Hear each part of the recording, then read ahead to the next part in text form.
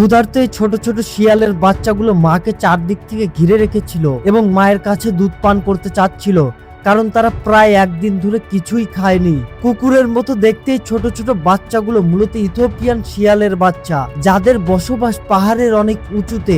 আর এই শিয়ালগুলো অনেক আন্তরিক এবং একসাথে মিলে বসবাস করতে পছন্দ করে। আর তাদের দলের নিয়ম অনুসারে শুধুমাত্র রানীই বাচ্চার জন্ম দিতে পারে, কিন্তু বাকি সদস্যরাও সেই বাচ্চাগুলোকে নিজের বাচ্চাদের মতো লালন পালন করে। প্রতিদিন সকালে দল শিকারের জন্য বের হয় এবং নানান দলে ভাগ হয়ে নানান দিকে যায়। আর তাদের মূল খাবার হচ্ছে ছোট ছোট জীব, কিন্তু এই জীবগুলো এতটাই সতর্ক যে বিপদের আভাস পেতেই তারা গর্তে ঢুকে যায়। কেউ মাটি খুঁড়ে তাদের ধরার চেষ্টা করে, আর কেউ গর্তের বাইরে চুপচাপ অপেক্ষা করতে থাকে আর সুযোগ বুঝেই শিকার ধরে ফেলে। আর দিনের শেষ হতেই সবাই আবার একসাথে হয়, আর সকাল হতেই বাচ্চাগুলো সবার আগে ঘুম থেকে ওঠে এবং তারা খেলাধুলা করতে থাকে। আর যখন বাকি সদস্যগুলো শিকারে যায়, একজন যুবক সদস্য তাদের দেখাশোনা করে, কারণ একটু খামখেয়ালি বড় বিপদ ডেকে নিয়ে আসতে পারে। আর আশেপাশের মানুষের পালিত কুকুরও কখনো কখনো বিপদের কারণ হয়ে দাঁড়ায়, কিন্তু বাচ্চাদের সুরক্ষার জন্য পুরো দল একসাথে হয়ে মোকাবেলা করে।